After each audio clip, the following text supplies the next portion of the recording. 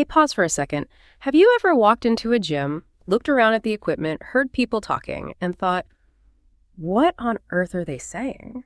Or maybe you were watching a football match with your friends who grew up speaking English and someone said, that ref really needs to step up his game.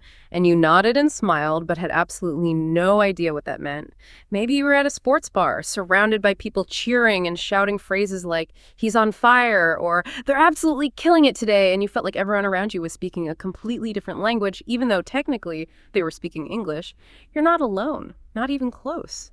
For millions of English learners around the world, from Dhaka to Delhi, from Cairo to São Paulo, from Tokyo to Lagos, the world of sports and fitness in English can feel like a wall.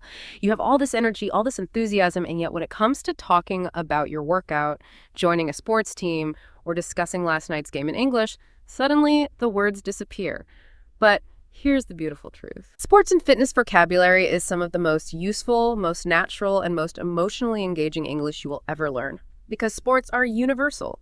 The feeling of pushing through a hard workout, the joy of a team victory, the discipline of building a healthy habit, these experiences live in every culture on the planet. And once you learn to talk about them in English, you don't just improve your language. You gain access to millions of conversations happening right now in gyms, on pitches, in offices, on social media, and in living rooms all over the English-speaking world. So today, we are diving deep. This is your complete guide, your English podcast for sports and fitness culture. By the end of this episode, you will know how to walk into any gym and have a real conversation. You will understand the vocabulary of team sports from football to cricket to basketball. You will learn the health and wellness expressions that native speakers use every single day.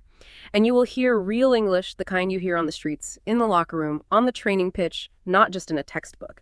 This is advanced English listening practice. This is real-life English-speaking training. And this is your moment to step up your game. Let's go! Welcome back to the Learn English Lab YouTube channel. Yeah, I am genuinely so excited to tackle this today because, we aren't just talking about dry grammar rules here. Right, totally. We're talking about human movement, passion, and, well, a lot of frustration too. But I want to set a really specific ground rule for anyone listening right now, right at the top. Okay, what is it? This deep dive, it requires active participation. I really want you to treat this audio experience as a literal workout for your brain. Oh, I like that. Yeah, so when we cover a complex new phrase or, when we break down how native speakers sort of slur their words together, I highly recommend that you repeat the words out loud. Like literally speak them into the room. Exactly. Practice along with the conversations we're going to unpack. Because, the science of language acquisition shows us that speaking, even if you're just sitting alone in your room or driving your car, it fundamentally changes how your neurological pathways store the information. It's like building muscle memory, right? Yeah. But in your mouth. Yes. You are building muscle memory in your mouth. That's exactly it. So grab a water bottle, clear some mental space, and get ready to actively train with us today. I love that framing so much. Building muscle memory in your mouth. Yeah. So let's unpack this from the very foundation, because before we hit the gym floor and try to, lift all this heavy vocabulary, we have to look at the cultural soil these words actually grow in. Oh, completely. You cannot separate a language from the culture that speaks it. It's impossible. Right. It would be like, well, imagine buying thousands of dollars of the most expensive, highly technical sporting equipment, right? Okay, I'm picturing it. You fill your garage with it, but you have absolutely no idea what sport you're actually supposed to be training for. You'd just be standing there holding a tennis racket while wearing ice skates. Which is exactly what happens when learners try to just memorize vocabulary lists without understanding the sociology behind the words. Yeah, the flashcard trap. Exactly. If you don't understand the cultural world that native English speakers are operating in, you won't fully grasp why they choose certain phrases over others. The way people talk about their physical bodies, their fitness routines, and their sports, it reveals their underlying cultural values. I actually have a perfect example of this. So a few years ago, I went to a gym in London for the very first time. Oh, this should be good. Yeah. And I'm used to the United States, right? Where the gym is this incredibly loud public institution. You go into a place in LA or New York, and it's a total tribal identity. Oh, yeah. Very intense. People are wearing shirts that say things like beast mode or no days off. It's just so aggressive. It all traces back to the 1970s and 80s, the era of Gold's Gym, Arnold Schwarzenegger, and, more recently, the huge explosion of CrossFit. Right. They took working out, which used to be this very quiet, solitary thing you did in a basement, and turned it into a highly public performance. Exactly. And the language American English speakers use really reflects that performance, doesn't it? It absolutely does. When an American says, I'm hitting the gym or I'm grinding, they are rarely just giving you a bland rundown of their afternoon schedule. Right. It's not just a diary entry. No, they're making a definitive statement about their character. They are telling you, I am disciplined, I am driven. The vocabulary is loud because the culture values outward displays of ambition. Okay, so keep that American energy in mind, because I walked into this gym in London and I brought all that energy with me. I was asking people about their gains and if they were smashing their goals. And I'm not kidding, people looked at me like I had completely lost my mind. Oh, I can imagine. The vibe is entirely different over there. Totally different. Why is that? Well, because the British approach to gym culture, generally speaking, leans heavily toward understatement. Ah, of course. The cultural preference for modesty directly shapes the vocabulary. So in a British context, a person who works out incredibly hard might just casually mention, oh, I'm going for a run later, or I might do a quick class. Even if they're basically an Olympic athlete. Right. If you walk into a standard community gym in the UK and start throwing around intense bodybuilding slang, it breaks the social contract of humility. The words you use always have to match the room you're standing in. That is so interesting. And, this cultural migration of language gets even more fascinating when we look outside the traditional native-speaking countries. Let's hear it. Take South Asia, for instance. Places like India, Bangladesh, and Pakistan have seen this massive explosion in fitness culture over the last decade. Wow. Absolutely huge. Right. You have these massive modern gym chains, enormous online fitness communities, and really high-intensity cricket conditioning programs. But when you listen to the vocabulary they're using in these gyms, it's almost entirely borrowed American English. It is a textbook example of linguistic globalization. It really is. Yeah. I mean, if you're in Mumbai or Dhaka, you are going to hear words like workout, reps, gains, cardio, and bulking used in daily conversation. And they're often mixed seamlessly with Hindi, Bengali, or Urdu. It's like they just imported the words wholesale. Exactly. The American fitness vocabulary, driven by the massive soft power of YouTube fitness influencers in Hollywood, it's essentially become the global default for gym terminology. It just completely bypassed the need for local translations. But then you look at East Asia and you see this beautiful contrast to that. It's not just a wholesale adoption of American slang there. Right. It's more of a blend. Yeah, exactly. In places like Japan, South Korea, and China, you find this fascinating linguistic fusion. You have traditional wellness concepts, the language of yoga, tai chi, energy flow, balance sitting right next to hypermodern Western fitness language. Which creates a really unique way of talking about the body. It totally does. Like a gym goer in Seoul might be discussing their morning stretching and holistic wellness in one breath, and then precisely calculating their protein intake and discussing their rest day in the next. It's a true synthesis of two completely different ways of viewing health. And, if we pan out from the individual gym goer to the massive scale of team sports, this cultural landscape becomes even more deeply entrenched in daily English. Oh, definitely. Let's look at the United States. You have the big four: American football, basketball, baseball, and ice hockey. These aren't just games played on weekends. They are the metaphor factories of American English. The metaphor factories, I love that phrase. And I don't think non-native speakers realize just how saturated American business and daily life is with sports idioms. It is honestly impossible to escape. Completely impossible. I mean, when an American manager tells their team to touch base on a project, they are referencing baseball. Right. When someone criticizes a decision after the fact, they call it Monday morning quarterbacking, which comes directly from American football. The language of American sports is the language of American capitalism. It's all about territory, strategy, and distinct winners and losers. Meanwhile, in Britain, football, which Americans call soccer, plays a very, very different cultural role. It's a religion over there. It is. It's generational identity. It's local tribalism. And the vocabulary is so incredibly rich and specific. You'll hear a phrase like park the bus used constantly. And for those who might not know, to park the bus means a team puts almost all their players on defense to protect a small lead. They refuse to attack. So they metaphorically park a massive bus right in front of their goal. Exactly. And it is often said with a hint of disdain, right? Yeah. Implying the team is playing cowardly or boring football. But it's a wonderfully vivid piece of imagery. It really paints a picture. And we cannot ignore cricket in this deep dive. Across South Asia, the Caribbean, England, Australia, New Zealand, cricket acts as this great cultural connector. It's massive. It is. Now, to an outsider, a sport that can last for 5 entire days and still end without a winner might seem completely baffling. It confuses a lot of Americans, that's for sure. Yeah. But the language of cricket, it really operates as a form of poetry for the fans, doesn't it? It really does. It has a slower, more narrative-driven vocabulary.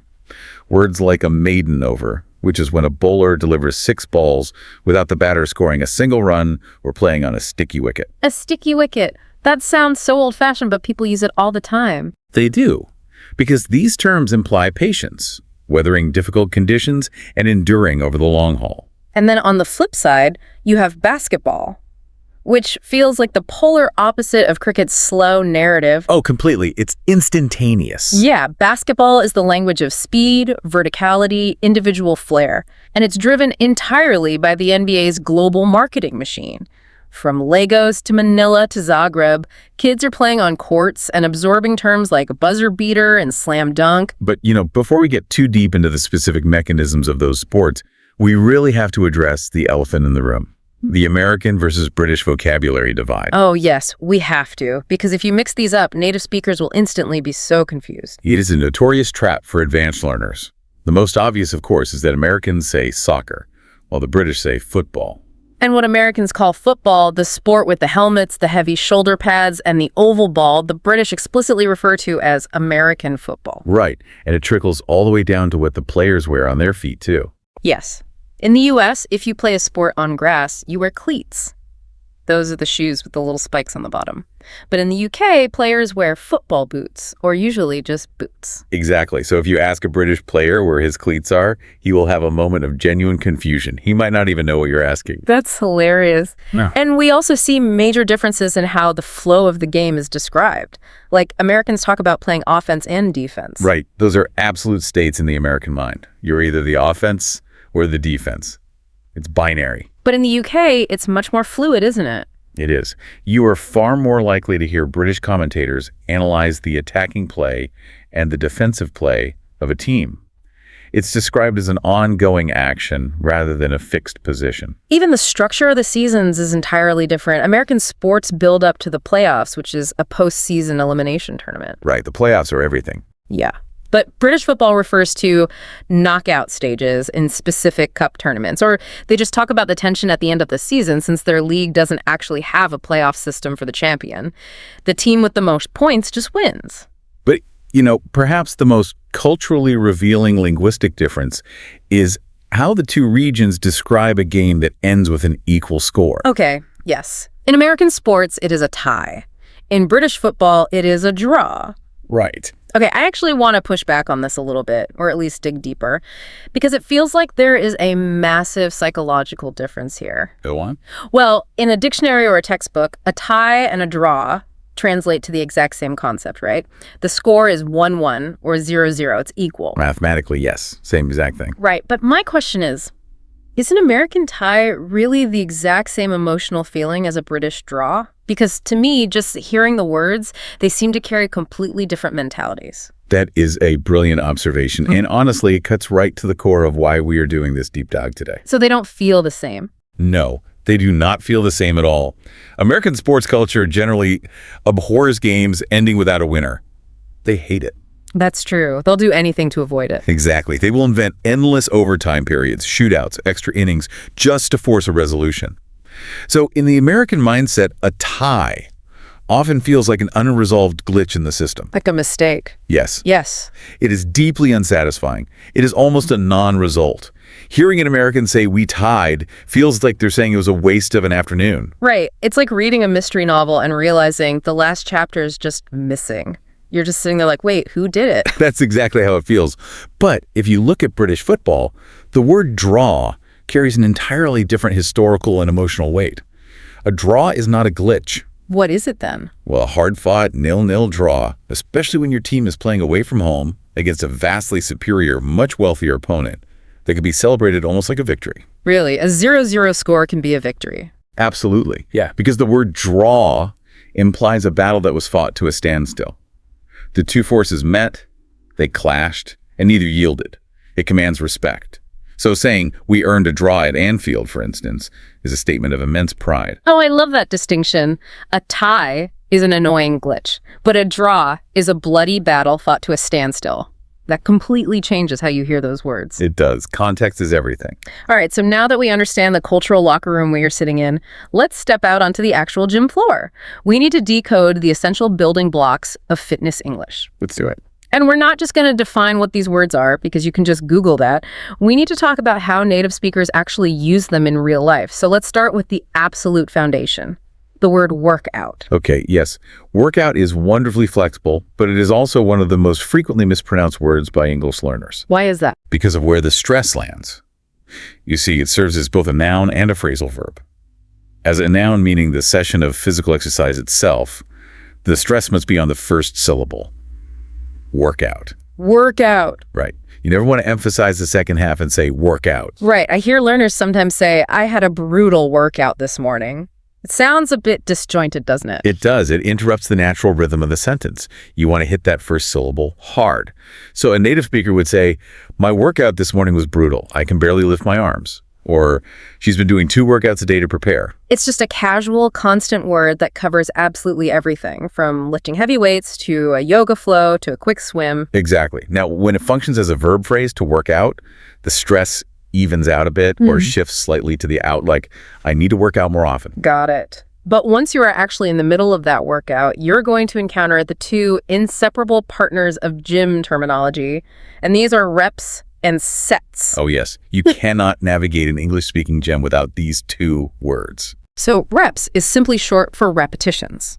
It is one complete single movement of an exercise. Right. So if you're holding a heavy dumbbell and you lift it to your shoulder and lower it back down once, that is 1 rep. If you do it 10 times, that is 10 reps. But the reality of spoken English is that nobody really uses the word in the singular, do they? No. It is exceedingly rare. You don't usually walk up to someone and say, I'm doing 1 rep. It is a word built for volume. So you always hear it pluralized. Exactly. You will hear people asking, how many reps are you on? Or reflecting on their effort by saying, by the last few reps, my arms were shaking, but I pushed through. And then we have sets. Sets are the inseparable companion to reps. A set is a group of those reps performed in sequence, followed by a dedicated period of rest. Right. So if a personal trainer tells you to do 3 sets of 12 reps, they are giving you a very specific formula. You do 12 movements, you stop and rest, you do 12 more, you rest again, and then you do the final 12. In gym conversations, sets and reps are always paired. They form the structural grammar of the gym. I look at it like writing. Reps are the individual letters, and sets are the paragraphs of your workout story. You group the letters together to make a thought, then you take a breath. That's a great way to visualize it. You might hear someone at the gym say, I'm doing 4 sets of bench press and then I'm moving on to shoulders, or he usually rests about 90 seconds between sets. Moving from the grammar to the broader training styles, we encounter cardio. Ah, cardio. Yes. This is short for cardiovascular exercise. It encompasses anything that raises your heart rate and keeps it elevated for an extended period, running, cycling, swimming, rowing. But from a linguistic standpoint, there's a trick here. Native speakers treat cardio as a mass noun. This is a great point for advanced learners. You drop the article. Right. You don't say, I need to do a cardio today. That sounds incredibly unnatural. It really does. You just say, I hate cardio, honestly. Give me weights any day. Or she does 30 minutes of cardio every morning before breakfast. And, mentioning the hatred of cardio brings up a very funny, deeply embedded cultural joke in American fitness circles. Oh, the rivalry. Yes. There is this long-running, half-serious rivalry between people who love cardio runners, cyclists, and people who strictly lift heavy weights. Oh, it's so true. It's almost like an invisible wall exists in the gym. On one side are the treadmills, and on the other are the free weights. They look at each other with suspicion. They really do. If you stand in the middle of a heavy lifting, bodybuilding style gym in the US, drop your weights, and loudly announce, you know what, I actually really enjoy running on the treadmill for an hour, you should prepare for looks of utter disgust from the lifters. Which leads us perfectly to the other side of that invisible wall. Strength training. Yes. This is the deliberate practice of increasing muscular strength using resistance, whether that is metal weights or your own body weight. Though, again, in casual daily conversation, native speakers usually abandon the formal term strength training and just shorten it to lifting or doing weights. You might hear someone explaining their fitness journey by saying, I used to only do cardio, but since I started strength training, my body composition has completely changed. Or a very common conversation addressing fitness myths. You hear this a lot. A lot of women are afraid of strength training because they think they'll suddenly get massive and bulky, but that's really not how the human body works. Speaking of the concept of getting bulky, we absolutely have to dissect the bulk and cut cycle. Because if you watch any English language fitness content on YouTube or TikTok, this terminology is inescapable. It really is everywhere right now. So bulking is the phase where an individual intentionally eats a surplus of calories, meaning more food than their body technically needs to survive, specifically to fuel new muscle growth. And it's used as a verb and a noun. You might hear, he's been bulking all winter, has put on about 15 pounds of solid muscle. Or someone might say, I'm in my bulking season right now, so I'm eating an absurd amount of protein and rice. And the inevitable follow-up to the bulk is the cut. This is the highly disciplined phase designed to strip away the body fat that accumulated during the bulk while desperately trying to preserve that newly built muscle. Again, used as a verb, I'm cutting right now, or a noun, I'm on a cut. A typical native speaker sentence would be, I've been cutting for 8 weeks now, and I finally lost that 10 pounds of winter fat.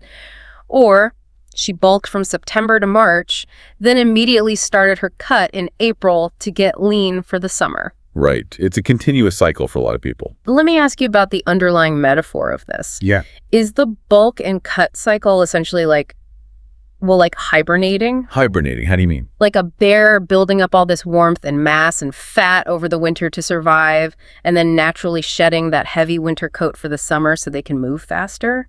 Does that capture the feeling? You know, it's a tempting comparison, but not quite. Oh, really? Why not? The problem with the hibernation metaphor is that hibernation implies going to sleep.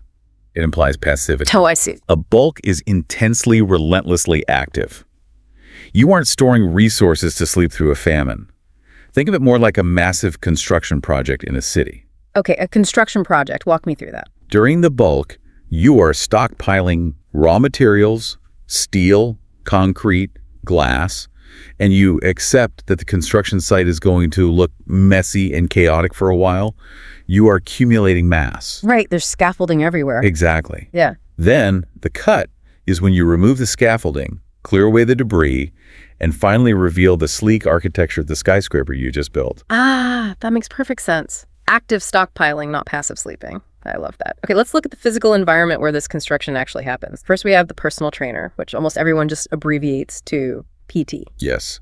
I finally got a PT, and she completely changed the way I approach my workouts. Or my PT is pushing me way harder than I could ever push myself. Then you have the machinery, and the most common one is the treadmill. Literally, this is the machine with the moving rubber bell for walking or running in place. But for advanced learners, what's crucial is how this word escapes the gym and becomes a profound metaphor in everyday life. Oh, definitely. Native speakers use the treadmill to describe a monotonous, exhausting, never-ending situation where you exert massive effort but make zero forward progress. Yes. Like the hedonic treadmill in psychology or just workplace exhaustion. Someone will say, I feel like I'm on a treadmill at work right now. I'm running incredibly hard, dealing with endless emails, but I'm not actually getting anywhere. It just conveys this deep, deep sense of frustration. It does. Now, for the free weights, the foundational tool is the dumbbell. These are the short handheld bars with weights on either end.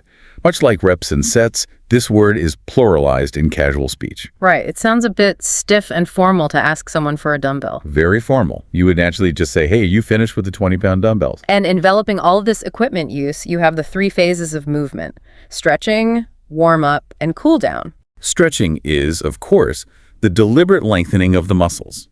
The warm-up is the light preparatory exercise before the main event. It's designed to literally warm the tissue and prep the heart. Like, you should always do a proper warm-up before you start lifting heavy, or you'll snap something. And the cool down happens after, to gently bring the heart rate back to baseline. But the phase that fitness culture obsesses over more than any other is recovery. Oh, absolutely. This encompasses rest days, sleep quality, and nutrition. There is a common saying in the English fitness world, recovery is actually where the real gains happen. Right, because your muscles don't grow while you are tearing them down in the gym.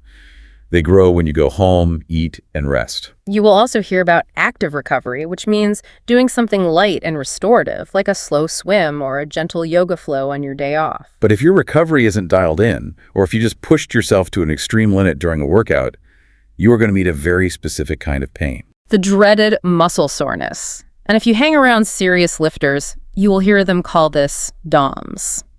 D-O-M-S. Yes, it stands for delayed onset muscle soreness. It's that insidious pain that doesn't hit you immediately, but creeps up 24 to 48 hours after the workout. It is honestly a badge of honor for many people. You will hear them groaning, "Oh man, the DOMS is so bad today." Oh, I know DOMS all too well. Same here. I remember doing a really heavy leg day, feeling totally fine that evening, and then waking up 2 days later and physically not being able to walk down a flight of stairs normally. You end up walking sideways. Yes, like a crab. A native speaker would say, "I have serious muscle soreness in my legs today. Those squats completely destroyed me." To fuel those workouts and survive the DOMS, the gym community talks incessantly about two things: calories and protein. Calories are simply the units of energy in food. You will hear people discuss burning calories on the treadmill or counting calories during a cut. Like, that spinning class is brutal. It burns around 500 calories. Protein, meanwhile, is the essential macronutrient required for muscle repair. You'll hear phrases like, "I need to drink a protein shake right after my workout," or people stressing about hitting my protein goals for the day. Before we leave the physical gym floor and head out into the real world, we should clarify one really subtle distinction. Okay, what is it? Endurance versus stamina. Oh, yes. Advanced learners mix these up constantly. They do, because dictionaries often list them as exact synonyms, but there is a nuance, isn't there? There is a vital nuance. Endurance is primarily about the physical, biological capacity of your body to sustain a prolonged, repetitive activity. Right. So a marathon runner needs incredible cardiovascular and muscular endurance to keep their legs moving for 26 miles. Exactly. Stamina absolutely encompasses that physical side, but it leans much more heavily into mental energy, willpower, and psychological staying power. So endurance is the engine running smoothly. Yes, and stamina is the driver's mental focus, keeping the car on the road when they are completely exhausted. I love that. You might say, "I have the physical endurance to run 5 miles, but I don't have the mental stamina to sit through 4 hours of back-to-back corporate meetings." Because you aren't physically running in a meeting, but your stamina is completely drained. Exactly. And that distinction between the physical and the mental provides the perfect bridge to our next section. We have decoded the physical actions inside the gym. But how do English speakers talk about the remaining 23 hours of the day? Right. Let's transition into the mindset of the 247 athlete. This is crucial because modern English, particularly over the last decade, has become absolutely saturated with health and wellness language. It really has escaped the locker room. It has permeated office culture, social media, casual coffee shop conversations. People are constantly analyzing their health, their daily habits, and their mental states. Let's start with a foundational concept here, a balanced diet. Okay. The important nuance here is that balance does not mean eating flawlessly clean organic food every second of your life. It implies sustainability. It means eating a variety of foods in the right proportions, allowing for occasional treats without guilt. Like, I'm trying to eat a more balanced diet, less processed takeout, more whole foods, but I'll still have a burger on the weekend. It's just about maintaining equilibrium over the long term. Alongside food, there is an absolute obsession right now with hydration, which simply means maintaining proper water levels in your body. But it is treated almost like a cure-all in modern wellness culture. The key phrase is staying hydrated. Hydration is crucial if you are doing intense cardio, or a very common piece of modern advice. A lot of people mistake mild dehydration for hunger. Stay on top of your hydration and see if you're actually hungry. Now, here is the linguistic and cultural shift that is truly remarkable. The evolution of the phrase mental health. Oh, this is a big one. It is. If we rewind the clock just 10 or 15 years, mental health was a hushed topic. It was almost a taboo. Yeah. Yes. It was spoken about quietly, often with a stigma attached, and usually only in clinical settings. But today, in 2026, it is a loud, proud, everyday conversation. You will hear people boldly state at a dinner party, taking care of your mental health is just as important, if not more important, than your physical health. And the way this phrase has evolved in the corporate world is what fascinates me the most. How so? Well, we now frequently hear professionals talk about taking a mental health day.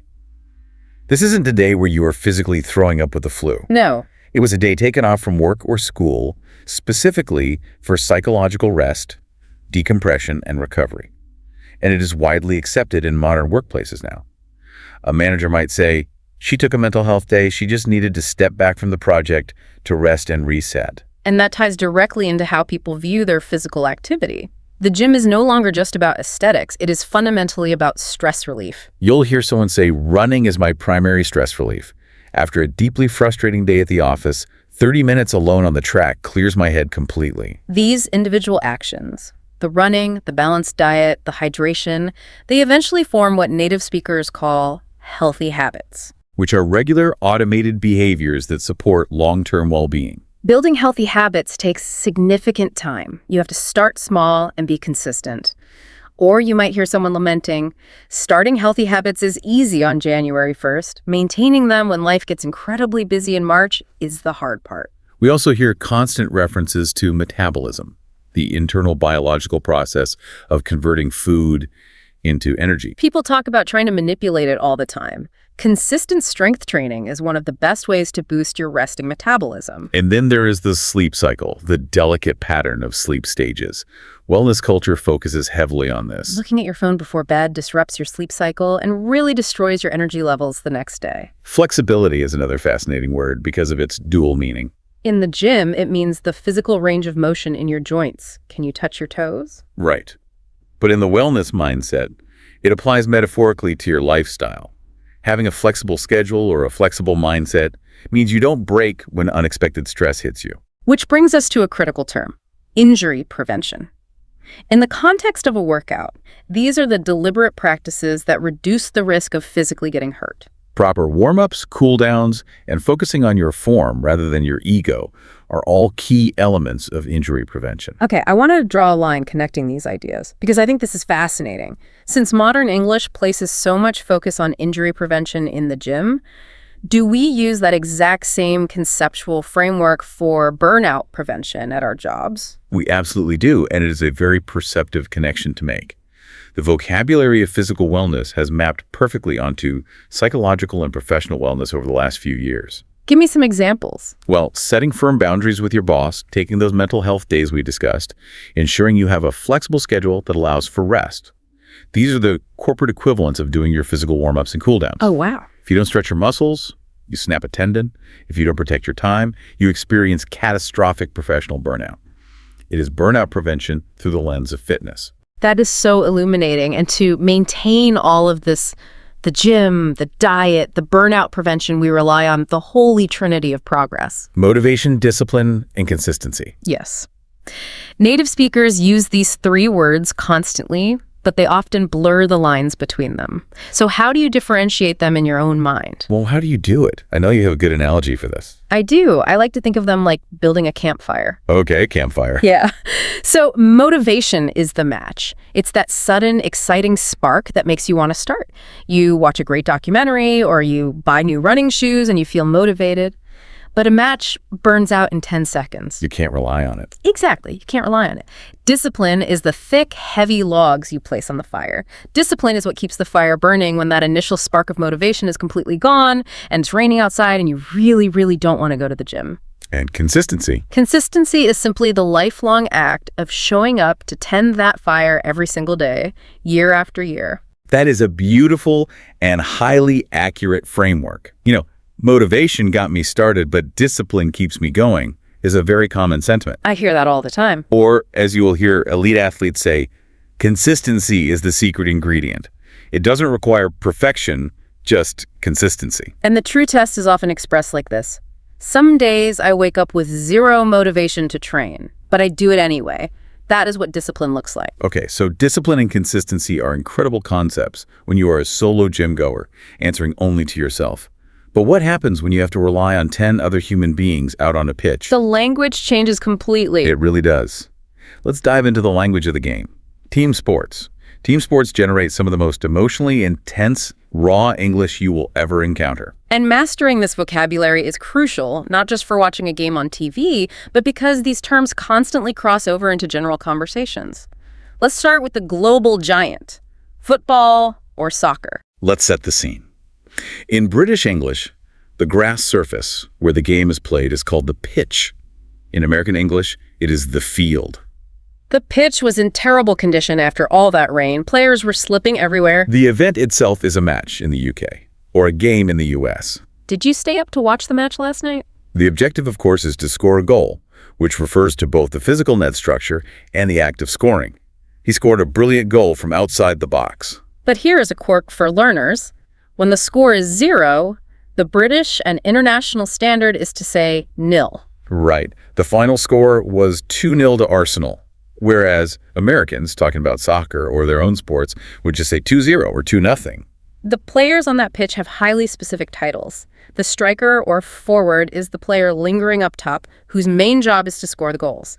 The midfielder is the engine of the team, running endlessly to connect the defense and the attack. And the goalkeeper, or just keeper, is the lone player wearing gloves, defending the net. And then you have the rules, which generate the most argument.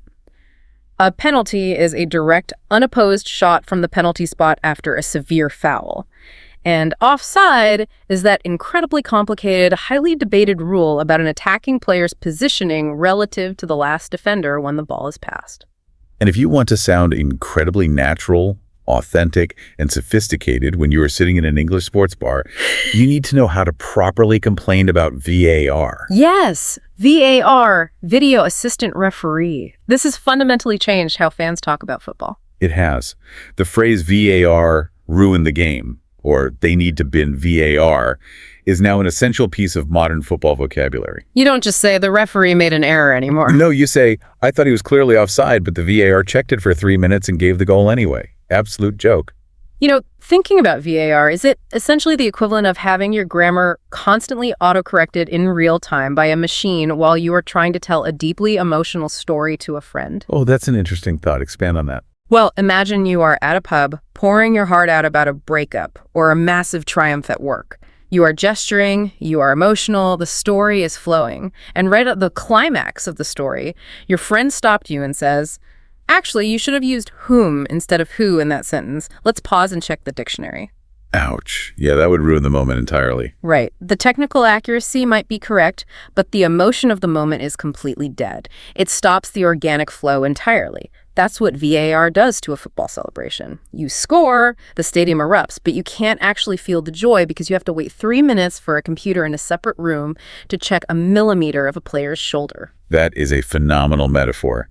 It sacrifices the human soul of the moment for the sake of sterile technical precision.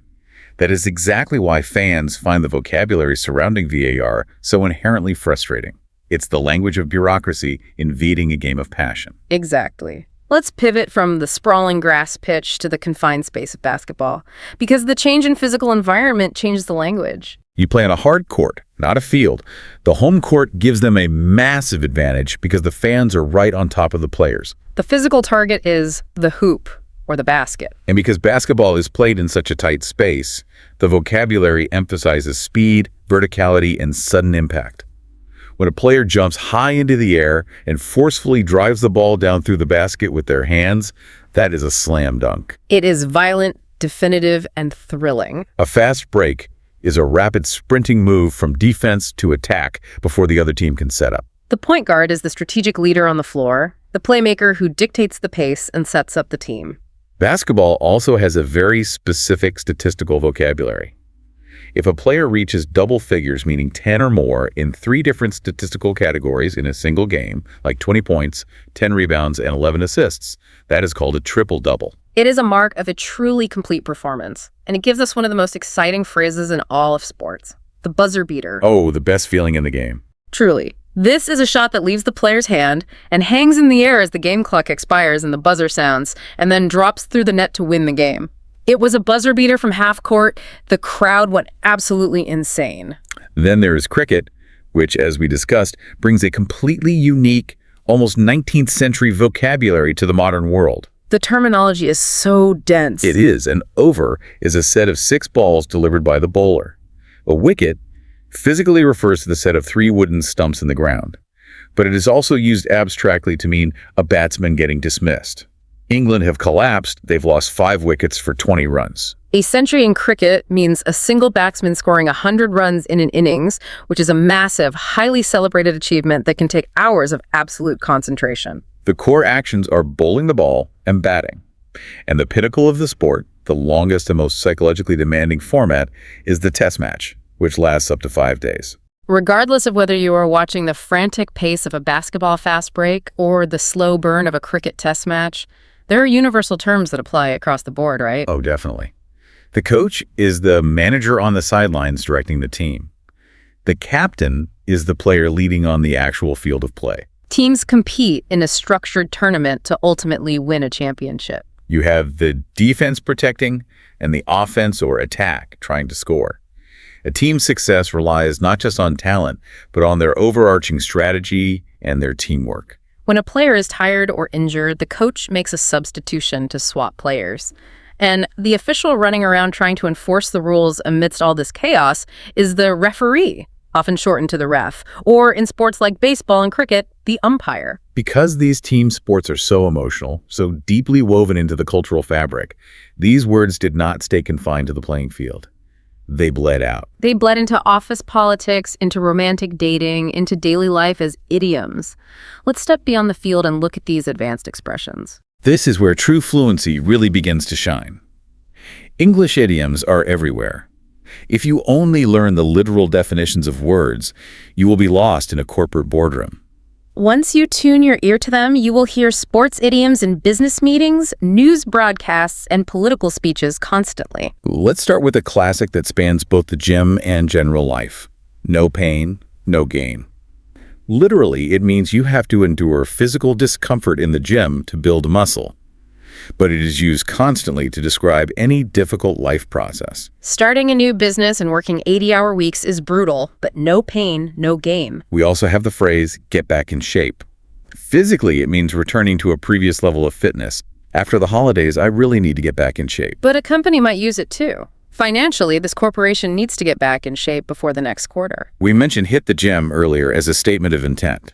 Then there's the phrase, on the ball. Oh, I hear that all the time. It originates directly from football or soccer, referring to a player who is focused and in control of the ball.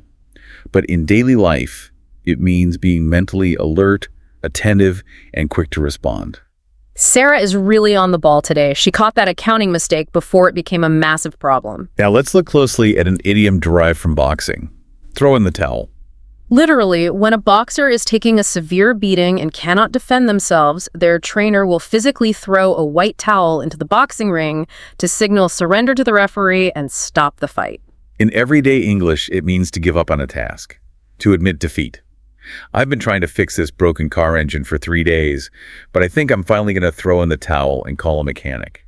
You know, I was thinking about this phrase recently. On the surface, throwing in the towel means failure. It means you quit. But if you look at the origin, it's actually a strangely comforting, deeply empathetic idiom. You figure. Well, because the boxer isn't the one throwing the towel. The trainer is. It implies that even when you are getting beaten down by life, even when you are failing, you had someone in your corner looking out for your safety. Someone who cared enough to say, you've taken enough damage, let's stop. You weren't alone in your defeat. That is a highly profound way to look at the idiom, and it completely shifts the emotional tone of how we use it. Throwing in the towel isn't just an act of cowardly surrender, it is an act of preservation. Right. A friend might say to you, I know things are hard with this project right now, but don't throw in the towel just yet. You're so close. They are acting as that trainer in your corner. We also have step up your game, meaning to significantly improve your performance or put in more effort. If you want to make the first team or get that promotion, you really need to step up your game. Or from cricket, finding yourself on a sticky wicket, meaning you are navigating a delicate, difficult situation that requires immense care. The corporate crossovers are my absolute favorite, though. The language of American sports has essentially become the language of global HR departments. Let's do a quick fire round of these. Okay, I want to start with, the ball is in your court. It means it's your turn to make a decision or take action. But wait, if I say to my boss, the ball is in your court, am I being aggressive? Because in tennis, hitting a ball at someone is an offensive strike. Am I attacking my boss? That's a very perceptive misreading of the metaphor. No, you are not attacking them. Oh, good. I was worried. The idiom focuses on the pause, not the strike. In tennis, when the ball crosses the net and lands in your opponent's court, you literally cannot do anything else until they hit it back. You are frozen waiting. Okay. So when you tell your boss, I've submitted the proposal, so the ball is in your court, you are politely but firmly stating, I've done my part and I am now waiting on you. I cannot proceed until you act. It is assertive, but not an attack. The focus is on the waiting. Got it. Here's another one. Move the goalposts. This means to unfairly change the rules or the criteria for success just as someone is about to achieve it. I met all the sales targets, but management moved the goalposts and said I needed to sell 20% more to get the bonus. It evokes the sheer frustration of kicking a ball perfectly, only to watch the net be dragged away. You also hear a level playing field, which refers to fair, equal conditions for everyone competing without hidden advantages. Public education is supposed to create a level playing field for all children. From baseball, the ubiquitous touch base. This means to briefly check in or communicate with someone. Let's touch base on Friday afternoon to see how the project is going. And there is out of your league. This comes from the tiered league systems in sports. It refers to someone or something that is operating at a much higher level than you. It's often used in dating. Don't even try asking her out, mate. She is way out of your league. And finally, a ballpark figure. Again, from baseball, referring to the massive stadium. It means a rough, broad estimate. I don't need the exact budget right now, just give me a ballpark figure so we know what we're dealing with. Now, in addition to these broader idioms, the gym ecosystem has evolved its own highly specific slang and phrasal verbs. We discussed gains earlier, the holy grail of muscle growth, but there's also the concept of beast mode. Right. This means flipping a mental switch and training with extreme animalistic intensity. She put her headphones on, ignored everyone, and went full beast mode in that last set of deadlifts. When someone achieves those gains, the adjectives are intense. To be shredded, jacked, or ripped means having very low body fat and highly defined visible muscles. It sounds violent, shredded, ripped, which again reflects that intense American fitness culture. You also have the slang swole, which means heavily muscular, swollen with muscle. But a warning for learners. If you walk into a quiet, understated British gym and announce that you are trying to get swole, you are going to sound completely ridiculous. Know your audience. Very true. A very popular concept is the cheat day. This is a scheduled day where you deliberately break your strict diet. Saturday is my cheat day. I'm having pizza, a burger, and ice cream, and I'm feeling absolutely no guilt. And an acronym you will see on every gym schedule. HIE. High-intensity interval training, short bursts of extreme effort followed by brief rest. Phrasal verbs are the glue holding all this slang together. We already covered warm-up, cool-down, and workout, but there are more subtle ones. Pull through, meaning to survive or succeed despite intense difficulty or pain. I felt awful halfway through the marathon, but I managed to pull through. Step up, which is taking on more responsibility or rising to a challenge. When the captain got injured, the young player really stepped up. Push through, which is the physical act of continuing despite pain. My legs were burning, but I had to push through to finish the set. Size up, which means to visually assess your competition or a challenge. The two boxers were sizing each other up before the bell rang. And the one we connected to the corporate world. Burnout. Becoming physically and mentally exhausted from overtraining or overworking. And when you are watching these sports or hearing these stories, you need to know how to react naturally. Advanced English isn't just about vocabulary, it's about authentic emotional responses. If you watch a player score a buzzer beater from half court to win a championship, you don't turn to your friend and say in a monotone voice, "That was good." No. You have to match the energy. You say, "That was unbelievable." Or you grab your head and shout, "Are you serious?" If there is a shocking mistake, you might say, "I can't believe they lost that." Or if you want to sound incredibly authentic in the UK when your team loses a heartbreaking match, you say, "I'm absolutely gutted." Gutted literally means having your insides removed, like a fish. It conveys a deep, hollow, sickening disappointment. Knowing all these idioms, slang terms, and reactions is brilliant. It elevates your vocabulary immensely. You now have the blueprints for the skyscraper. But if you pronounce these words like you are carefully reading them from a textbook, native speakers might still struggle to catch your meaning, or you might struggle to understand them in a loud sports bar. We need to transition from the theory of vocabulary to the reality of sound. Yes, let's talk about sounding like a local, pronunciation and the magic of connected speech. Let's tackle some notorious mispronunciations first. Some sports words seem designed to trick learners. Take the word athlete. Visually, it looks complex, but it is strictly 2 syllables. Athlete. Yet so many learners, and honestly, even some native speakers, add a phantom vowel in the middle and say, eighth. Do not do that. 2 syllables. Keep it tight. Stamina is another common trap. Learners often stress the middle, saying stamina. The stress is definitively on the first syllable, stamina. Conversely, endurance places the heavy stress on the second syllable. And ance. Aerobic, the oxygen-based exercise, is arhbic. Tournament is an interesting one because it reveals the transatlantic divide again. In British English, it is often pronounced with a clear ooh sound, tournament, while Americans often flatten it entirely to sound like tournament. And championship is 4 distinct syllables, with the stress slamming down on the first. Championship. Getting the individual words right is step 1. But the real secret to advanced listening comprehension, the reason you can read an English newspaper perfectly but struggle to understand 2 guys talking in a pub, is a phenomenon called connected speech. Native speakers do not pronounce words individually. They do not leave spaces between their words. They smash them together into continuous streams of sound. If you are waiting to hear the clear, distinct words, "Are you going to the gym?" you will miss the entire sentence. Because a native speaker, especially an American, is going to compress that into, "You're going to the gym." Exactly. The functional words lose their shape. I need to work out more becomes I need to work out more, where the preposition to softens completely into a lazy ta sound. A question like, "Did you see the game?" turns into, "Did you see the game?" The D and the Y smashed together to make a J sound. And a classic locker room question, "What are you training for?" becomes a rapid, almost unrecognizable string. What are you training for?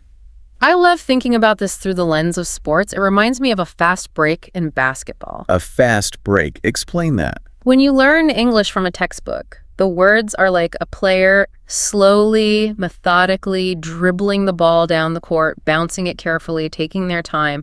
Every word hits the floor. But in connected speech, it's a fast break. The words are being passed rapidly through the air from player to player, soaring over the court without ever hitting the ground. That is a phenomenal visual. Train yourself to catch those passes on the fast break. You cannot just read more books. You have to practice a technique called shadowing. This involves listening to a native speaker, maybe on a podcast or a sports commentary, and repeating their phrases immediately after hearing them, matching their exact rhythm, stress, and slurring. You aren't just reading words off a page, you are mimicking the music and the tempo of the sentence. Let's do this right now. If you are listening, say this out loud with me. We are going to practice the connected speech of a very common sentence. I haven't been to the gym in ages. Let's do it at natural, frustrated British speed. The to becomes a ta. Repeat after me. I haven't been to the gym in ages. And now American speed, where the T and to might almost disappear entirely. I haven't been to the gym in forever. You have to feel that rhythm in your mouth. You have to feel the words blending. Let's take all of this machinery we have built today, the connected speech, the corporate idioms, the team sports metaphors, the aggressive gym vocabulary, and see how it actually lives and breathes in real human stories. Because ultimately, vocabulary is useless in a vacuum. It only matters when it connects us to other people's lived experiences. I have been looking forward to this part. Let's bring everything to life with 3 stories of movement. First, we have the story of Priya. For years, Priya told herself she would start going to the gym and get back in shape. She did what so many of us do. She waited for the perfect conditions. She waited for the perfect Monday to start fresh. She waited until the massive, stressful project at work was finally finished. She waited to feel that magical spark of motivation. But life, as we know, never actually slows down. So one random rainy Tuesday evening, feeling utterly exhausted, she just walked into the local gym, completely unprepared. She didn't know what the machines did. She didn't know the difference between reps and sets. She was entirely out of her depth, so she just got on the treadmill, pushed the start button, and walked. And the key to Priya's story is what happened next. She discovered the profound power of consistency over perfection. 6 weeks later, she wasn't just walking. She knew exactly what the dumbbells were. She understood the mechanics of strength training. She experienced the brutal reality of DOMs, and to her surprise, she was actually proud of the soreness. She learned that the quiet discipline of showing up for a mediocre, imperfect workout fundamentally changed her relationship with her own resilience. Priya's gym journey is, frankly, the ultimate analogy for language learning. I see so many learners trapped in the exact same cycle. They wait for the perfect Monday when they suddenly feel flawlessly fluent before they dare to start speaking English to a native speaker. It is a trap. Showing up to an English conversation completely unprepared, stumbling over your connected speech, making grammatical mistakes, and just getting on the metaphorical treadmill of conversation is infinitely better than waiting in silence. Absolutely. Don't wait for fluency to speak. Speak to become fluent. Our second story takes us from the solitary treadmill to the chaotic pitch. This is the story of Jamal. Jamal was a brilliant, highly gifted footballer. He had incredible natural talent, terrifying speed, and he could dribble past 3 defenders with ease. But he was deeply selfish. He held the ball too long, trying to score every goal himself. When he lost the ball, he threw his hands up and argued with the referee instead of tracking back on defense. Eventually, his captain pulled him aside in the locker room and told him a devastating but necessary truth. The captain said, "Jamal, you're the most talented player here, but you make this team worse." It was a brutal assessment of his character. Jamal was furious at first, but he went home, swallowed his ego, and thought about it. When he came back to training, something had shifted. He started looking up. He started searching for his teammates. He focused on the strategy of combinations instead of the glory of individual runs. And in the final knockout stages of the next tournament, his team won the championship. Not because Jamal scored a selfish winning goal, but because in the final seconds, he drew the defense toward him and provided the crucial, unselfish pass to a teammate who scored. His captain's words in the dressing room encompassed the entire philosophy of team sports. 11 players, 1 team. Jamal had to discard the vocabulary of the individual ego and learn the physical and literal vocabulary of teamwork, strategy, and trust to actually achieve greatness. And finally, we have Marcus. This is a story about the darkest side of sports. Marcus was an incredibly active runner who suffered a devastating knee injury. We are talking multiple surgeries, months on the couch, and grueling physiotherapy. During one particularly dark session, when Marcus was frustrated that he couldn't even bend his leg, his physio told him a crucial truth. Recovery isn't linear. That phrase is a lifeline. It means progress does not move in a straight line upward. You will have good days and you will have catastrophic setbacks. Marcus had to deploy immense patience. He had to rely on pure discipline when motivation vanished entirely. It took him 14 agonizing months of rehab to finally run a 10K race again. And when he crossed the finish line, he broke down and cried. Not because he ran a fast time, he was incredibly slow, but simply because he had survived the mental battle to be there. If we look closely at Marcus's story, we see all the advanced vocabulary we've learned today actively working to describe his survival. Marcus didn't just casually get back in shape. No, he had to violently push through immense physical and psychological frustration. He had to fight the urge to throw in the towel on the rainy days when his knee swelled up. He relied on incredible mental stamina to maintain his healthy habits during a 14-month recovery phase where he couldn't see any visible progress. Seeing the words embedded in these human struggles really cements their meaning. And we see this vocabulary function in mundane, everyday, real-life dialogues, too. Imagine a learner confidently walking into a gym to buy a membership. They aren't just nodding silently anymore. Yeah. They actively navigate the pricing tiers: basic, premium, elite. They know how to negotiate and ask, do you offer a 7-day trial option? They can accurately disclose their medical history, telling the staff, I have lower back issues, so I'm very focused on injury prevention. Or imagine the dialogue during a first session with a personal trainer. A client comes in feeling exhausted and out of shape. The PT doesn't just bark orders to lift heavy weights. A modern PT talks holistically. They discuss establishing a sustainable 3-session-a-week routine. They talk about finding the right balance between cardiovascular health and strength training. They discuss dialing in the client's protein intake to support muscle growth, and they emphasize that prioritizing sleep and recovery is a non-negotiable part of the program. Or consider a simple conversation between 2 friends getting coffee. One friend asks another how they finally managed to stay consistent at the gym after years of quitting. And the answer relies on the exact concepts we discussed. I finally stopped waiting until I felt motivated. I realized motivation is a myth. I just started treating the gym like brushing my teeth. It's just a hygienic discipline I do whether I want to or not. And then they might warn their friend, just be careful, that first HIIT class you take tomorrow is going to cause some serious muscle soreness, but you just have to push through it. Or the thrill of joining a local Sunday league football team in a new English-speaking country. A newly arrived expat approaches the captain, confidently discusses their preferred position, saying, I usually play as a central midfielder, I like to control the tempo, and actively asks about the team's overarching tactical strategy. They discuss the Tuesday night training schedule and joke about the immense pressure of defending the local championship trophy. This isn't textbook English. This is real, functional, community-building English. This has been an incredibly comprehensive journey. We have traveled from the deeply ingrained cultural philosophies of the US and the UK, navigated the physical machinery of the gym floor, decoded the frantic language of the pitch, analyzed how sports idioms dominate corporate boardrooms, and seen how these words shape real human resilience. As we head into the final stretch of this deep dive, I think it is crucial to pause and reflect on what we are actually doing here together. I completely agree. We have covered an enormous amount of ground, and if you are listening to this and feeling a bit overwhelmed by the sheer volume of vocabulary and cultural nuance, that is entirely normal. It is more than normal. It is the sign of growth. Language learning is a highly demanding, exhausting cognitive activity. I want you to realize that it requires the exact same patience, the exact same grueling discipline, and the exact same relentless consistency as training for a high-level sport. There is no magical cheat day in language learning where you can just maintain your fluency without putting in the mental effort. Every single new word you practice out loud is a rep. Every conversation you have, especially the imperfect, messy, embarrassing ones where you stumble over your words, is a set. You are, quite literally, doing a massive workout for the neurological pathways in your brain. I love that.